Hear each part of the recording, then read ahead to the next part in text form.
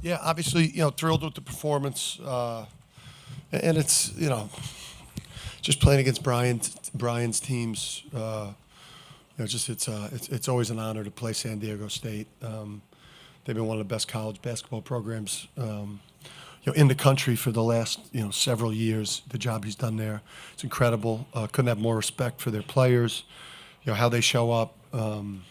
Obviously, we had our best night, and they didn't have one of their best nights, and obviously didn't expect a game like this versus those guys. But ultimate respect to San Diego State, true champions. Thank you, Coach. Take a question here in the front, right here.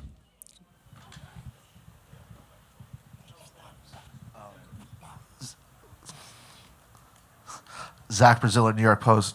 Dan, that's now 9. You've won 9 straight tournament games by an average of 22.8 points. Can he ask me, or he's got to ask that? Sorry, what was the? Can I ask Dan, Coach? Yes, you can. Yeah. Oh, you can ask me. Yeah. So that's 9 straight tournament wins by an average of 22.8 points. When you hear that number, just what is it hard to believe, or No, it's not supposed to be this easy. We suck at winning close games, so you got to go with the alternative. No, I think the group, we got a killer instinct. We play every possession with great desperation. We got NBA level players that are incredibly well prepared. By Luke Murray and Kamani Young, who two of the best coaches in the country, assistant, head coach, just two of the best that do it.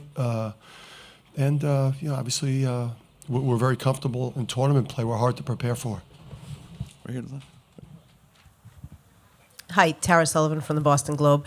Cam, I guess I wanted to ask this of you, having joined this team this year. How would you describe the hunger level for this team, and how much does it mean to you to see teammates who have already won kind of play with as much hunger as it seems you guys do this year? Yeah, I think everybody's very hungry. Obviously the team had great success last year, but, it's a different group. And, a lot of those returners came back wanting to, go do it again and help the new guys experience, a national championship. So, I think that's just a part of the UConn culture. And, I'm happy to be at UConn and happy to be a part of it. Right here in the back right. Dan, Mike Abelson, New Hampshire Union leader. Alex drops 8 right off the rip in the first about 4 minutes. How much do you think that settled the team in? How much did that settle you in as a coach, knowing this was a real wild card game? Yeah, we expected to have a very difficult time offensively versus these guys. They're top 10 defense, and the physicality. Just that start by Alex, really settled us. Obviously, Cam's first half. T-New's second half. Donovan got it going. The balance basically to have the 4 guys in double figures, 2 more guys with 8. We have a lot of answers. Right here in front. Dom Amori, Hartford Current. Steph, can you discuss what you saw, what you thought going into the second half, and if you feel like this game maybe represented even a breakthrough to a different level for you? I just saw that, I kind of missed out on a couple opportunities to kind of, grab some offense rebounds, kind of make some more plays for my teammates. And second half, I just tried to, trying to make up for those and, just trying to do whatever I can to, win my matchup and help my teammates. Right here in the middle.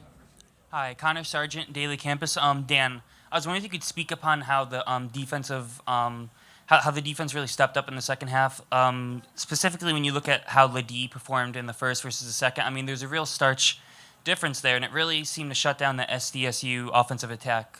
In the first half, I think we made some, he made 3 perimeter shots against Donovan, out in space, and then 2 kind of broken play buckets. But obviously he had 15 at the half, and then. Just obviously to hold him, an All-American caliber player like Jaden to 3 points in the second half. I think we just, Donovan made it hard on him. Sampson made it hard on him. Guys were helping off the right people on the perimeter. Just showed him a lot more bodies and played much better one-on-one defense. But we're a top 10 defensive team as well. So. Again, that's the best way to keep yourself from being vulnerable in this tournament, by guarding at a high level. Right here in the front left. Dan, Joe Ruda, Hartford Current. You went to Donovan a little bit, in the first half. He's putting up a bunch of shots, not really hitting. But those three guys combined for 51. So how were you able to – what was your focus in this game in terms of backcourt versus frontcourt and scoring? Yeah, I mean, it's Donovan had some good opportunities with Ledee. The opportunity to get 3 fouls on him there was too tempting not to give him a couple of opportunities there. But that guy, sometimes it's hard for a 7'3" guy to score against a freak athlete who's super strong, who could kind of leverage them a little bit. Had that low leverage, but you look at the 3 guards and the performances by these guys. 17 and 4, 18 and 3, 16 and 11, and then Haas. I thought Haas was really, really good too. Right here to the right. Nick Galley, Field Level Media. This is for any of you guys. It's supposed to be a neutral site game, but a lot of UConn white in that crowd tonight. What does it mean to kind of have that fan support in a game like this? Go ahead, Stephon.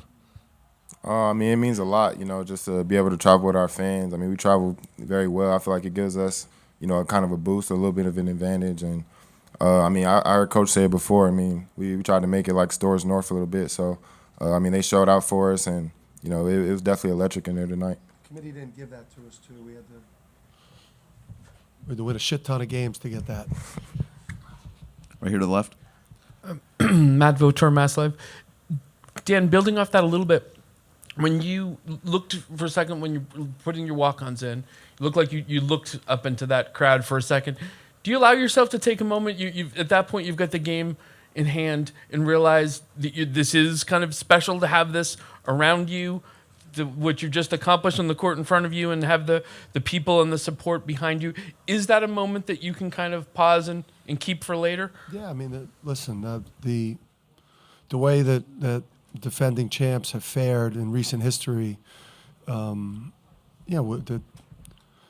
kind of been against the odds in terms of the season we're having, following up the national championship with an even better season, winning the Big East regular season by multiple games and setting a program record for wins on the season, and you winning the Big East tournament and now getting to an Elite Eight. This team has defied, what past champions have done and taken this program to a completely different level. So, I think with about 13 seconds left, I allowed myself to enjoy it as I screamed to get the ball to Andrew's hands so he could dribble out the clock. That's been kind of another superstition. Get him the ball, please. And then just to be able to go over and hug my wife, Andrea, who she's got put up with me, and she's got to deal with my socks and underwear and everything after this. Time for about 2 or 3 more here. Over here to the right. How you doing?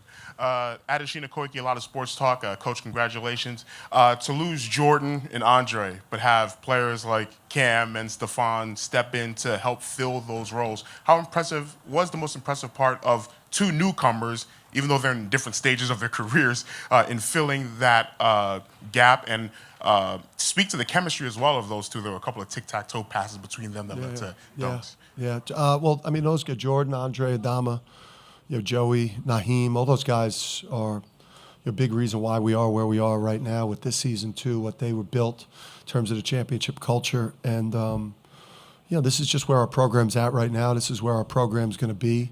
I don't think we feel tremendous pressure going into these round of 32 or Sweet 16 games. Obviously, we feel pressure because we want Cam and Steph and some of these guys that are maybe on their last run at UConn to experience a Final Four and a national championship.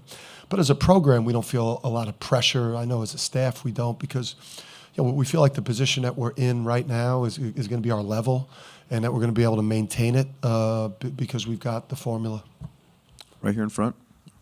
Dan, on Steph, you guys have talked about how unselfish he is as a freshman, and as a big 5-star recruit.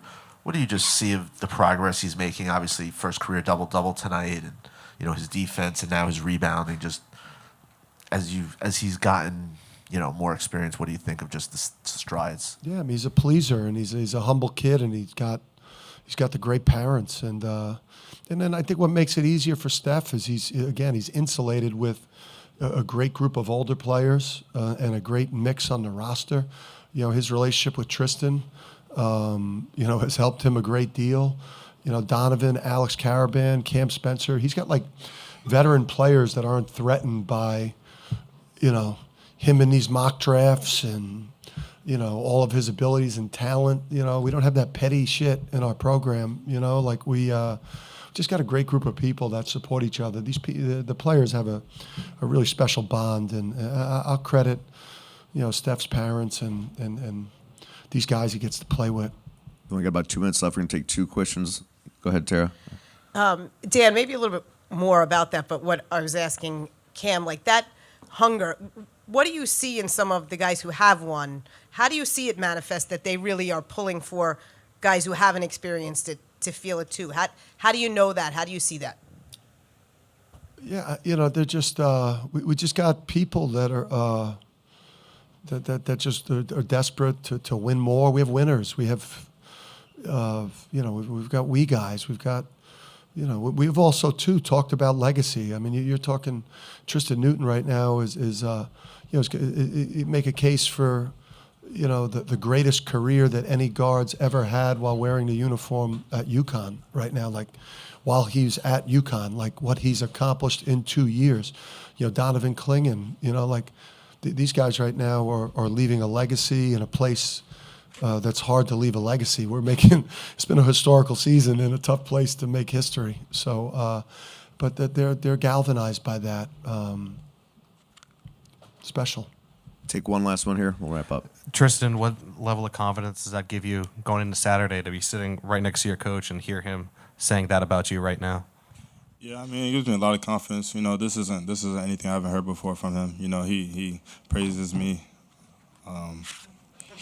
behind closed doors, and you know, my teammates, they give me great confidence. So you know, I got the utmost confidence, and can't wait for Saturday. Thanks, gentlemen. Good luck on Saturday.